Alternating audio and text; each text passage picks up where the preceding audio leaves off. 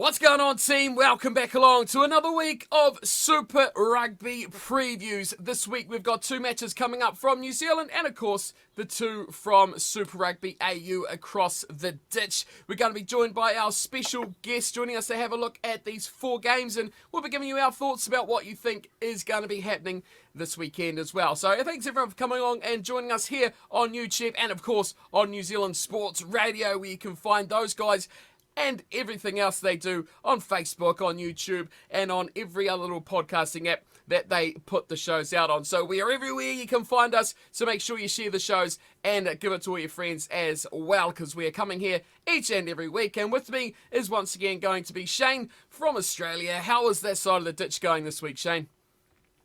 We'll get there, Steve. And a big g'day to everybody out there. Hope you're going well.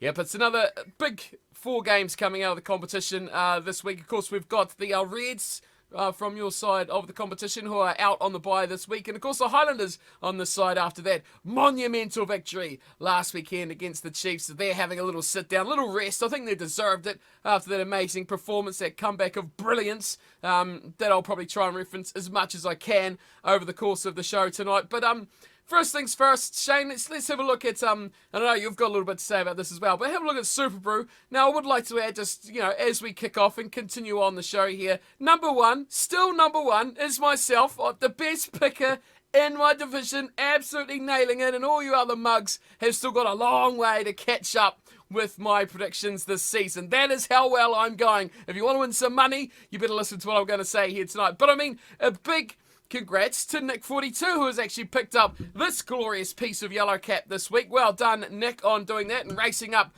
a whole bunch of 11 spots during this weekend. And, of course, the reviewer is sitting in second spot. And the betting Stig, who was quick to tell me of his exploits the weekend before, has dropped a spot. So, come on, Stig. You think you're all that in a bag of chips? Let's get it up another gear and bring it on if you want to take out my top spot, my good friend. Okay, now, Shane, you're not on here. You're not taking the big gains of Subaru, but tell us, last weekend, a 4 out of 4, you actually picked the Hurricanes, which everyone saw and heard here on the show last week as well. How did you do it? Well, I devised a formula when I looked at this game, and I felt that when they were at Wellington, big crowd, the cake tin, everyone's excited, and the Blues were a bit like George Costanza's answering machine. Believe it or not, I'm not home. And, for all the Seinfeld fans out there. So, believe it or not, they weren't home, and the Hurricanes were. And I just got a gut feeling. And when you get a gut feeling, after eating a couple of good steaks, you think that the Hurricanes are... They just probably had something special in them with their tight five, and I thought that Geordie Barrett was going to take control over his brother Bowden in that one, and he did. So I went with that gut instinct, and I'm pleased to say that this cap that I bought in Auckland International Airport from Champions of the World is firmly on my head because of that reason. Proudly wearing the yellow and black, for this weekend. It'll be interesting to see, though, if they can do it again, which we'll get to that matchup in a moment or two. But, of course, we've got the four games. We'll do them in chronological order. The Waratahs versus the Rebels first up. Crusaders Hurricanes will be second. Force Brumbies third. And then, finally, that annoying Sunday game of the Blues and the Chiefs. So we'll kick off this week's episode with a look at the opening game Friday night. Waratahs versus the Rebels. And we'll have a look at the two teams that will be kicking off this matchup. For the Waratahs, front row, Robinson, Horton and Johnson, Holmes, Hannigan and Simmons in the second row, Swinton, Hooper, Dempsey, the back row, Mitch Short, Will Harrison in the halves with Carmichael Hunt still in that number 12 jumper, Joey Walton outside him on the wings, Alex Newsom and James Ram, Jack Maddox at the back. A fantastic performance last week, wasn't it, from the Waratahs to really almost do the unthinkable and beat the Brumbies. We were all writing them off, but they almost did it. A late try securing that loss for them. But they were impressive, weren't they? And they almost did the unthinkable. Well, they did, and I'm really pleased to see Rob Simmons step up and Carmichael Hunt as well. I thought he played pretty well too. So, a few key Wallabies in those Waratahs ranks starting to step up a bit. I thought Hooper was absolutely immense, winning turnover after turnover. They just got to learn, like all of Australian sides from time to time, how to finish off games, and that's one thing that I'm sure they would have worked at training on this week, because they come up against the Rebels and they've won 6 of the last 8 games against the Rebels, and most of them have been very close games too, Stephen. Yeah, the Rebels have a big chance to win this one. The problem I have with the Waratahs, they were great last week. It was a good, exciting matchup, one we didn't expect to see.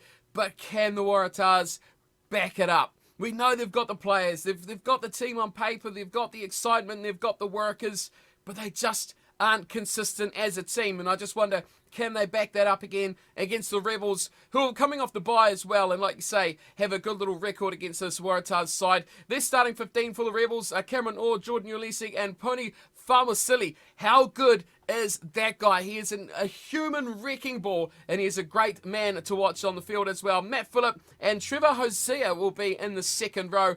Josh Kemeny, I think, has been outstanding for them as well, and we have another important matchup for the Rebels. He'll partner Richard Hardwick and Michael Wells in the back row. Ryan Lawrence will again start in 9 with Matt Tamura at 10, and the midfield of Billy Meeks, and Reece Hodge is back again. I think that's clever to bring Reece Hodge in. He has big impact off the bench last week, and or the week before, I should say, and has that ability to change a game single-handedly, not with his boot or with his running game. He is a game-breaking player. Marika Coren-Betty, another man who can do that. Andrew Callaway, they're the two wingers, and Dane Haylett-Petty at fullback for the Rebels. I mean, two pretty star-studded sides on paper, but they suffer from the same thing, don't they? Inconsistencies and discipline is a problem for both these sides, but particularly the Rebels over recent seasons.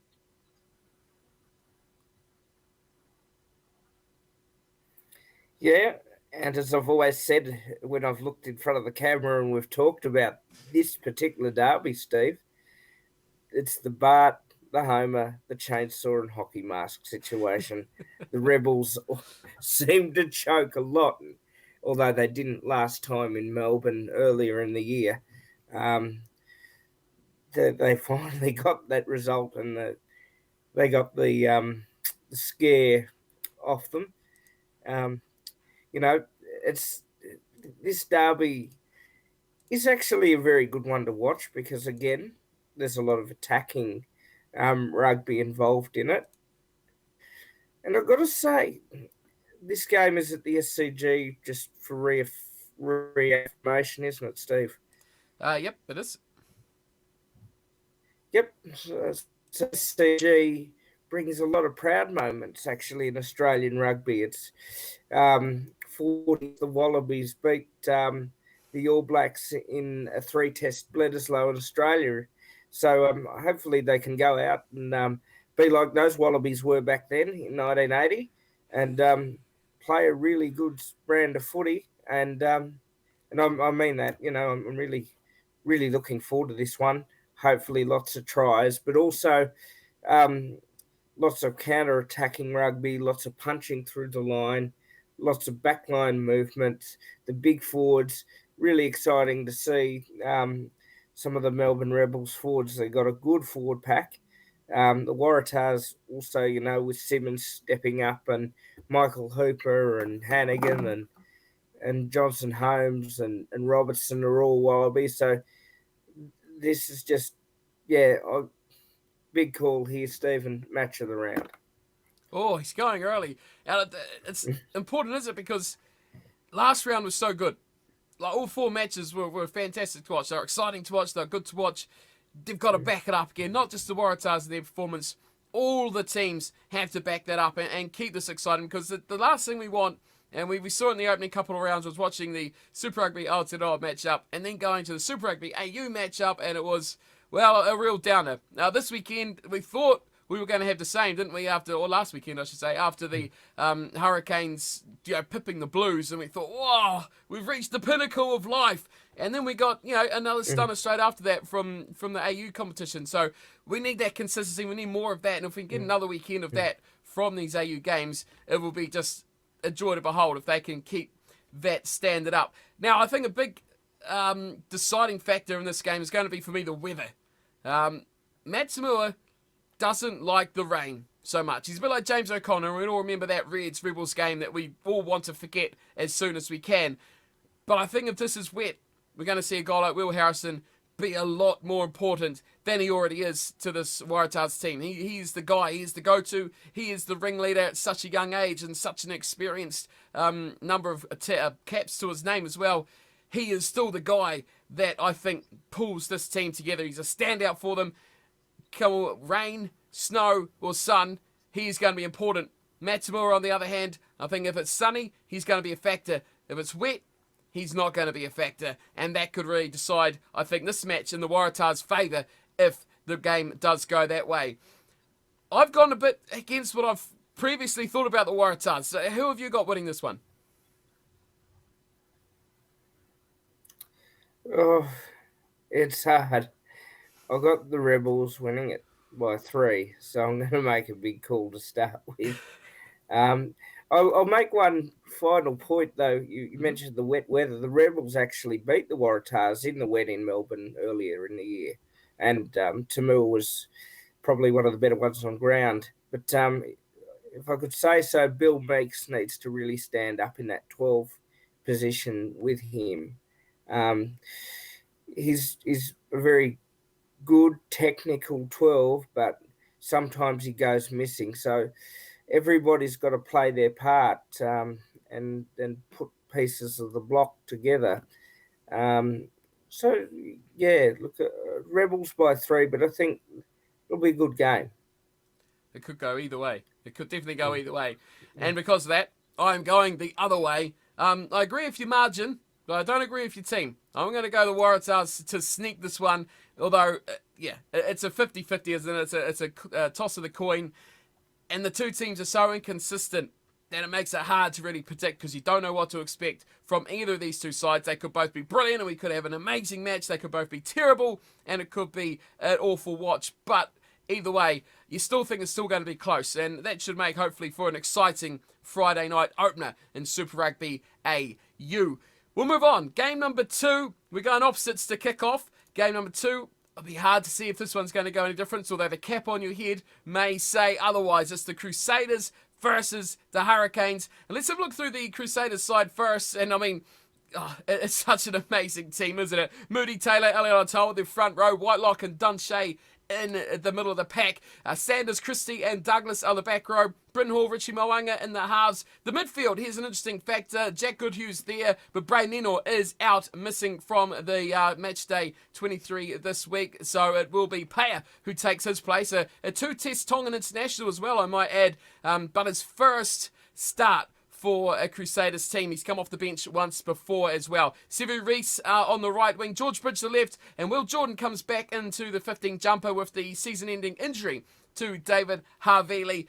So many players going out, so many injuries, a few more concerns in the Crusaders camp, but they still roll out a really, really good side, don't they? Always. The depth is just amazing. They find players from the heartland and from the Mitre 10 Cup that can fill in, and they're trained and they're well versed and they can play different positions. I hate the Crusaders. I really do. No, they're a great rugby side. They're well coached. They're well trained. Like me, they're well fed. They're just rugby fans. If you love rugby and you love rugby in New Zealand, then you'll love watching the Crusaders play because you'll watch a clinic every week. And I'm not talking just pure rugby. I'm talking about the fact that when the Crusaders enter the field, they're ready for 80 minutes of hard stuff. and they're also ready to entertain you as well. So um, I, I've run out of superlatives, Stephen, to describe the Crusaders. They're just a brilliant team, and that's what they are. There's no I in team, and everyone puts their hand up for work. Yeah, they are a tough team to beat, no matter if it's home, no matter if it's away. Round 1 or round 100, they are tough to beat. The real question mark, the injury to Havili, I think, has kind of, started to test that depth. Bring on Brett Cameron, a name we all go, oh, I remember that guy. I haven't heard of him for 8 months, but he's still playing. He's still at the Crusaders. So I mean, we'll get to see him, see if he's developed, see if he's becoming sort of a better player as a sort of that amazing up and comer that he was when he got that one cap for the All Blacks. He was the future, and the future just stopped at that point, and we haven't really seen too much from him. So he's on the bench. So it'll be interesting to see if he gets a bit of a run on, or if, imagine if Richie Moanga went down. That could be a really, really interesting factor if that happened for the Crusaders. But, all in all, you say, you look at that team, and it's hard to see anyone getting past them. But if there's ever a time to play the Crusaders for the Hurricanes, this is the best possible time. They've just beaten the Blues, the team that was the side to beat the Crusaders this season. Now, they're in that position. They're in that number 1 spot to beat the Crusaders. Can they do it, though, is the big question. Their team's going to go on a couple of changes as well, and there's a few farewells in this Hurricanes team over the last week as well, but we'll get to that in a second. Their starting 15 will be Fraser Armstrong, Asafa Almua, and Tyrell Lomax. So that means no Dane Coles in the 15 this weekend. James Blackwell and Scott Scrafton in the second row. Red Pinsep, Dubsy Karifi, and Artie Savia at the back of the pack. Perinara and Garden Bishop run things in the halves yet again, with La Mape and Umranga Jensen in midfield. Ben Lamb, yes, 50th cap and final cap for the Hurricanes. Where's Houston's on the right? Where's Kubus Van Wyk, you may ask? Gone. He's off to the Leicester Tigers, and he's already said, goodbye Hurricanes, we'll see you later. Jordy Barrett, the key man, the man, is at 15 for the Hurricanes yet again. A few changes in there, Shane, but still, this is the chance, isn't it? This is the golden opportunity for them to knock over the Crusaders. Indeed it is, and if I could use a WWE analogy here, I remember Shawn Michaels asking Stone Cold, would he beat The Undertaker? And Stone Cold said, I think you can, but you won't. It was, I think the Hurricanes can do it. It's just whether they have got the consistency in that tight 5 to put on another performance like they did last week, which was outstanding. And really, the key man is Geordie. Mate, you've got to keep this going week on week because, people like me pay their prescription money to pay television to watch players like you play well. So, I really do enjoy watching him play. So here's the key. Perinara and Geordie have to run that tight 5, get them working hard, get them working up the middle, getting their tackling right, getting the turnovers, because that's going to be the key. The Crusaders are going to play very quick, and they also know how to slow their tempo down as well. You've just got to match them for 80 minutes. And so Stone Cold was right. I think you can, but you won't. And I can only see Crusaders win here. What an analogy. I love it. That's a great analogy to use as well. I agree with you. It's going to be tough. If there's ever time they're going to do it, this will be it, but I don't think they will as well. I'm interested to see what they'll do with that, the youngster player in midfield, whether, La Mape is in great form last weekend. He was smashing everyone.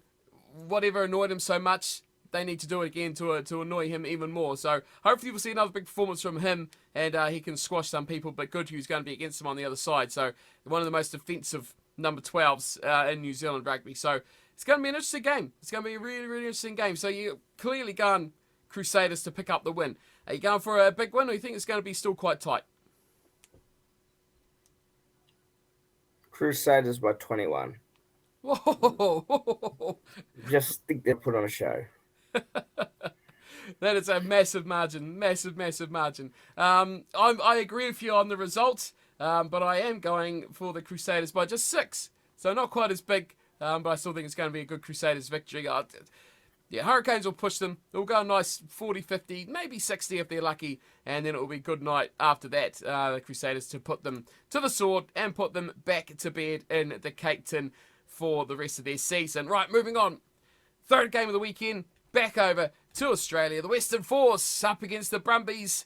Oh, this could be a toughie for the poor old Western Force. Their team for this weekend. Wagner, Kotu, Longbottom, their front row. Thrush and Lee Warner. Jeremy Thrush captaining the side this week for the Western Force. Henry Stowers, Tevin Ferris and Bernard Stander, their back row. In the halves, Nick Frisby is back in Australian rugby. The injury to Ian Pryor, a bit of a loss, but a bit of a good replacement to take his number 9 jumper. Johnny Lance will be in 10. In the midfield, Henry Tsefu, Marcel Braki. On the left wing will be Brad Lacey, the right. Byron Ralston, a new superstar of Australian rugby as well, and Jack McGregor at 15. This is a tough ask for the Western Force, isn't it? They've been good. They've played good 20-minute periods or so at times throughout their opening couple of games, but the Brumbies are just a different sort of team than what they've played so far, aren't they? Yeah, the Brumbies, Australia's Crusaders, if you like. They're just tough as nails, and they're very hard to beat anywhere around the world you go. The Brumbies are a respected outfit and a very tough outfit as well. I've said this for weeks now. They've got a Wallaby in Kyle Godwin, a very experienced inside centre at that. Why aren't they starting him? This game is meant for him. He's like Billy Meeks, a crafty of the ball, someone that can present some options. He works hard.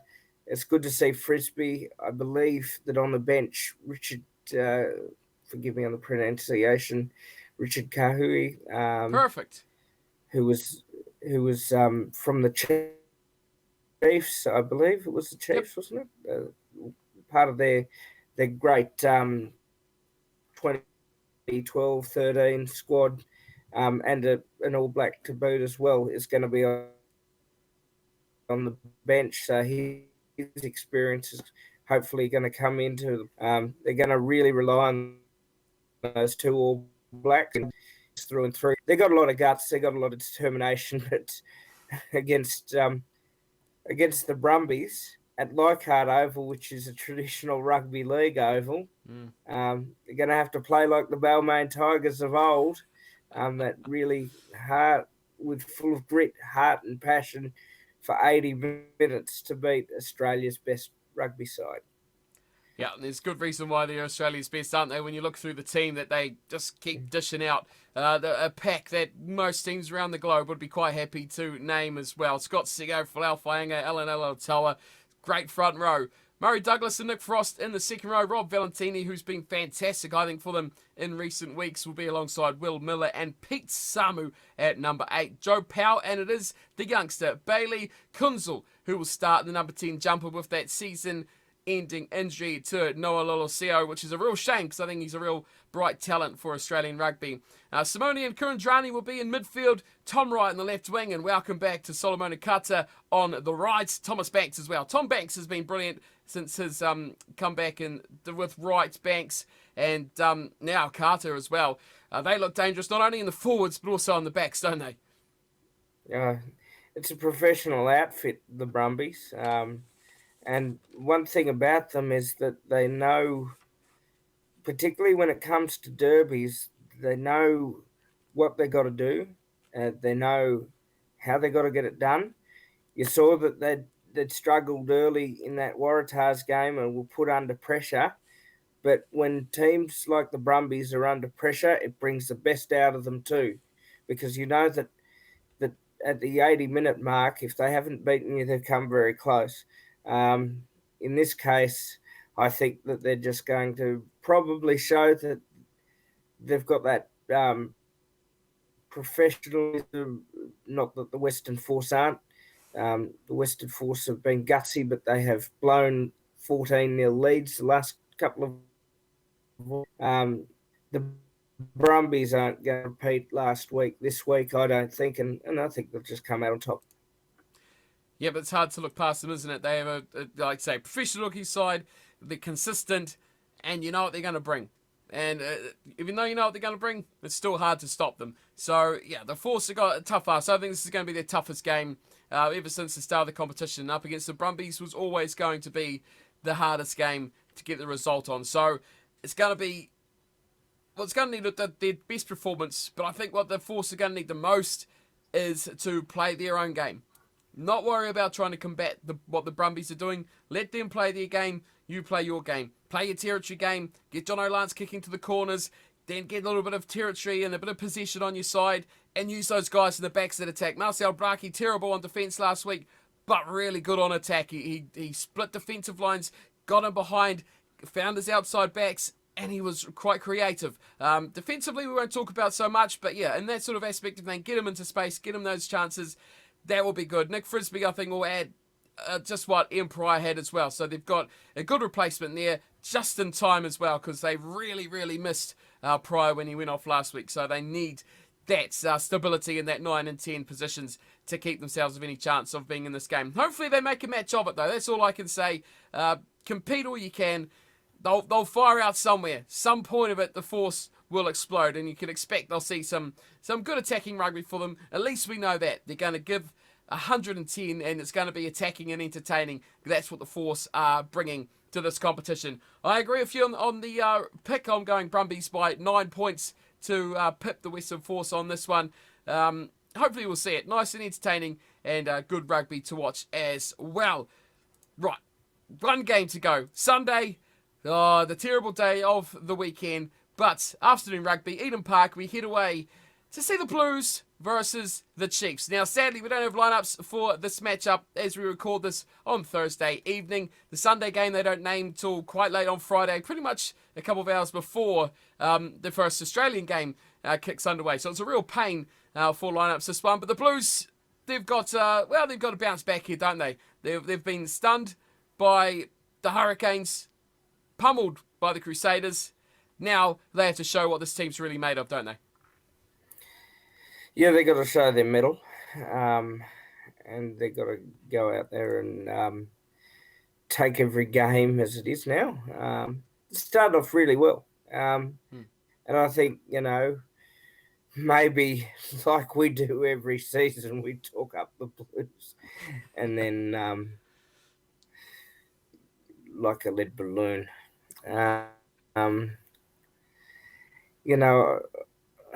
This is a very traditional clash, obviously, the Battle of the Bombays derby between these two, and they are very proud franchises. For us, it would help if we knew more in detail with the lineups, but the Chiefs, they came agonisingly close, but the Islanders knew how to run it out in the end. They've gone away a little bit from their zigzag angle line running, and their quick play. The Blues can be hot and cold, just like my cereal sometimes and my breakfast. Sometimes you get toast, sometimes you get porridge, sometimes you get cereal. Nice. See, doesn't state whether Bowden's there, but he's going to obviously be a key for them. Without seeing the lineup, so we'll go with the Chiefs to break the duck by a point. I just want to see a good game of rugby. We all do, for what is a very good traditional derby. Oh, big calls straight away. Massive calls straight away on that one. What's going to be interesting about the Blues is where Bowden does play. He talked about him as going to be a key factor. But the injury, or likely injury, to Aotearoa Black means, will he go back to 10? Where does Mr. Dan Carter come into it as well? Will he come starting into that team yet again? Or off the bench? Or will they keep with Plummer at 12? That change of Black means they've got to change something. Where that change comes about will be really, really interesting as well. So that's going to be interesting when they actually name their team. Tomorrow, we'll find out what goes on with that one. Or, as you're watching it, it will be probably a couple of hours ago. So, Chiefs, you're picking them to pick up their first win of the season against the Blues. That will be a real Well, that would be an absolute capitulation for the Blues, wouldn't it? Losing at home to the Chiefs, who haven't won all season.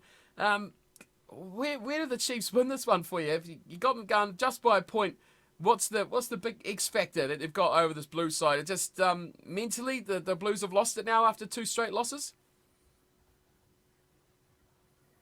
I just wonder, there was some good elements up until the Highlanders came back of the Chiefs, and I think that they at least can get the attacking part sort of right.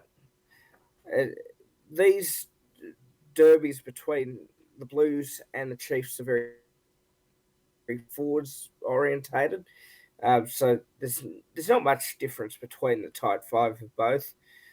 Just think that this might be an opportunity for Mackenzie to take control. I just get a feeling he's in for a really big game. But I'll stick with that, and I'll go with the Chiefs. Big call. Big call for the final matchup. I don't quite have the confidence that you've got, sadly. I'm going to the Blues to do it at home. At home is a much tougher proposition for the poor old Chiefs. And I think it's going to be close, though. I'm not going by much. I'm going by the Blues, just a whisker. 3 points of difference. No team can be taken for granted here. No, not even the Chiefs. They haven't won all season. But, I mean, look at them last week. And every game of their season so far, they've been really competitive, really strong. Just haven't quite had that finishing touch, that mental edge to beat teams right at the end.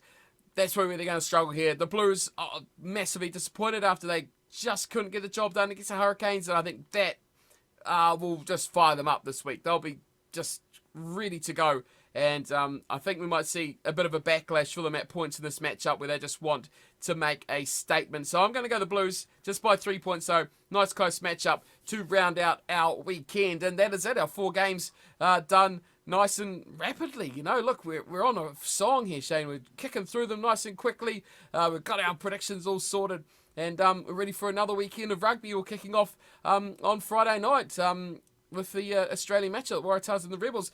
Should be another exciting weekend. So hope you're all looking forward to it. The first match is not far away now, so get yourselves ready, settled in. Let us know, of course, who you think is going to win each and every matchup in the chat or in the comments. And as always, a big thanks for coming by on YouTube, or if you're watching on New Zealand Sports Radio, for those of you watching on Facebook, make sure you do share it with everyone else quickly before the round kicks off, so you can get some spoilers in there for your weekend picks as well. And me and Shane will be back in next week, all going well, with plenty more predictions from the next round of Super Rugby Aotearoa and Super Rugby AU. Big thanks, Shane, for coming on yet again and having your thoughts about the round of matches. And we'll see you all for next week's action. Until then, thanks for coming by.